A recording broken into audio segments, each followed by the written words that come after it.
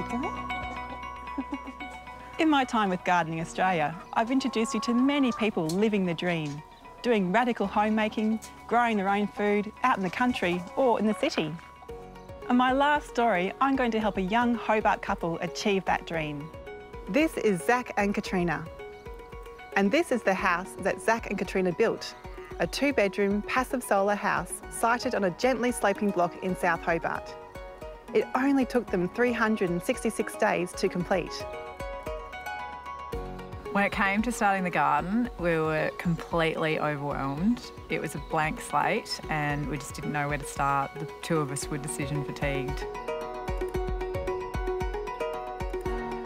It's clear that Kat and Zach need a little bit of help with their garden, and that's why I've organised them a Permablitz. A Permablitz is a volunteer field working bee aimed at transforming a blank canvas into a thriving food garden. At a Blitz, complete strangers and old friends come together to work, plant, share, learn and have fun. Once you've helped out on 3 Permablitzes, you can qualify to have a Blitz in your own garden. While Kat and Zach have covered all the materials here today, we've got everybody else volunteering their time, their expertise, all their knowledge for free. We've got Anton, my husband, running the Blitz today, my daughter Frida creating beautiful chaos, and I've taken care of the design. We've gone about this design by analysing Kat and Zach's needs. What do they actually want and desire in a landscape? And then we've worked backwards from there.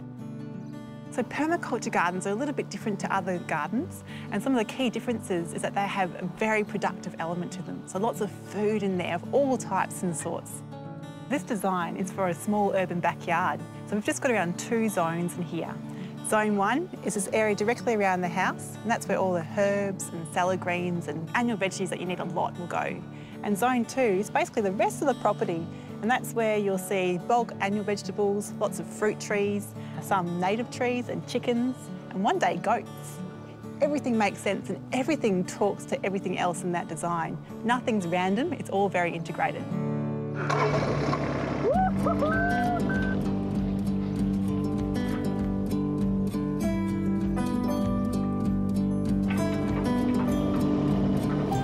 So yesterday, Anton and I did a bit of rough earthworks here just to get it started, because this particular soil is compacted, it's hungry, it's sad, basically. It needs a lot of aerating and love.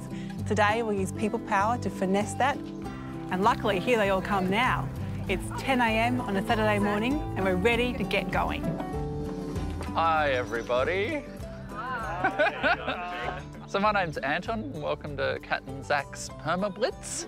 Now, it might not look like it yet, but there's going to be an edible garden by the end of this.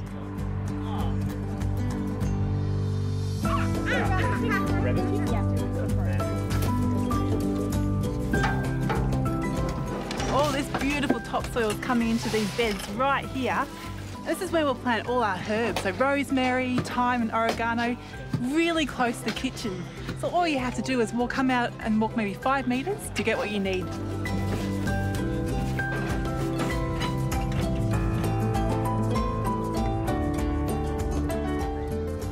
How are you going down here with this glamorous job? Oh, yeah, we get there. Yeah? Lovely time. Lovely. So here I'm using my favourite tool, the rake hoe. All I'm doing is shaping the annual veggie beds and defining where the pathway will go. Eventually we're going to pull all that dirt over and extend it to make it longer, because the more veggie bed you have, the better, obviously.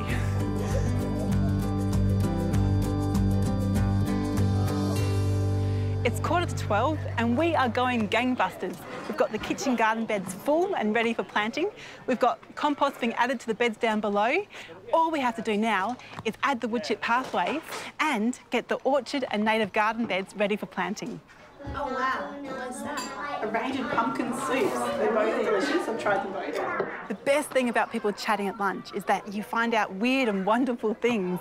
You end up meeting people who are expert bonsai manicurists or a fantastic local mechanic, and also just make new friends, which is always a bonus.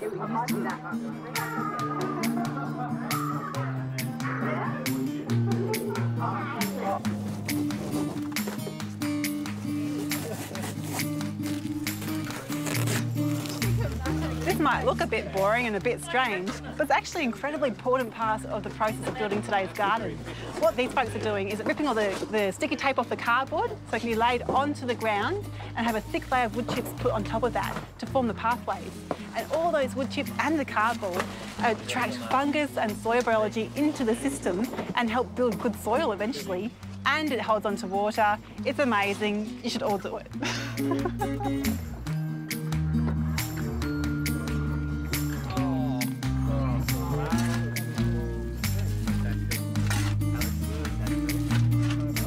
I'll run my shoulders. Yeah, there we go. Bit of casual gardening. It's for all the parents out there. You can do it.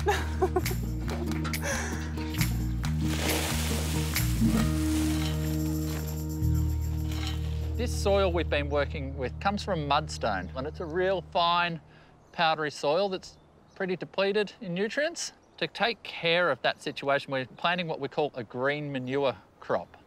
The good thing about green manures is that you're actually feeding the soil as opposed to feeding people. Right now, though, Anton's feeding the people with some great information. In spring, we cut it down and incorporate the green manure back to the soil.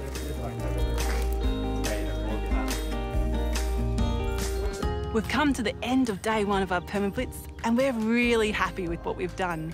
What used to be lawn behind me has now been completely transformed into what will be one day a pumping food garden. And tomorrow we're coming back to do the best bit, planting.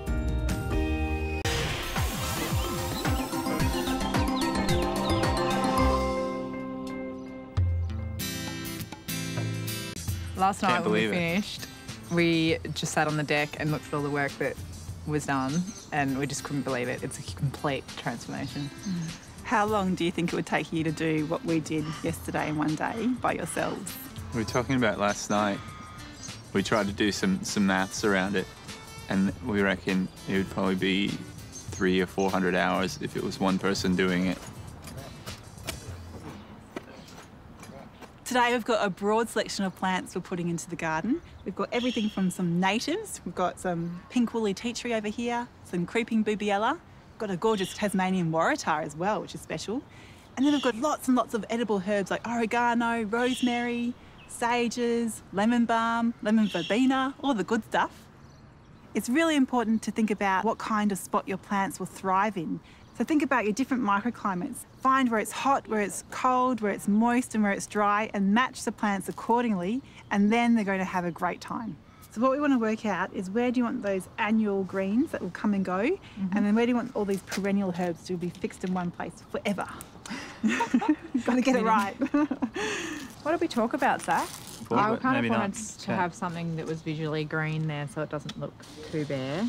What I'm trying to do is keep these two big terraces available for bulk crops, annual crops, but you need to treat in the same way. Yeah. So you weed the same way, you harvest the same way, and it's not something in the middle that you have to work around. Yeah. So that's what I'm trying to achieve by consolidating the things.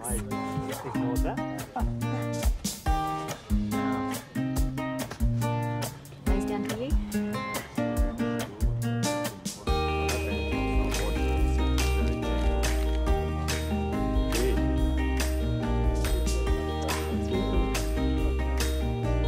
What brought you here today, Mary? Oh, Zach and Kat. Yeah. And this amazing place that they've built. Yeah. No, just friendship and community. Why do you want to help them? Because they're nice people. Yeah. Community. They have a beautiful space, and it's nice to see that grow more. I think just love working in the garden. Yeah, and helping friends. Have you ever been to a Permablitz before? No, I haven't. No. Yeah. What's your impression so far? What do you think of Permablitz? It's really fantastic. Like, we're all here together, you know, makes it easy work. Time for a chat. Yeah, exactly. And community.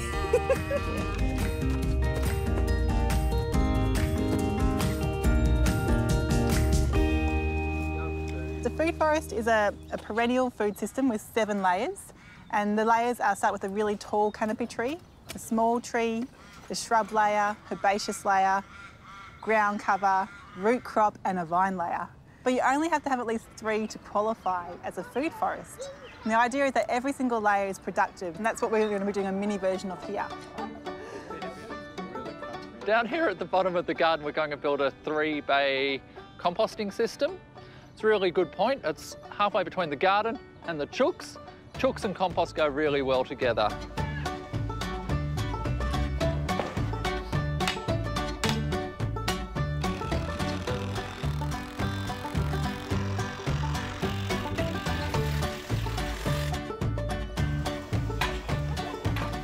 Just want to thank everyone so much.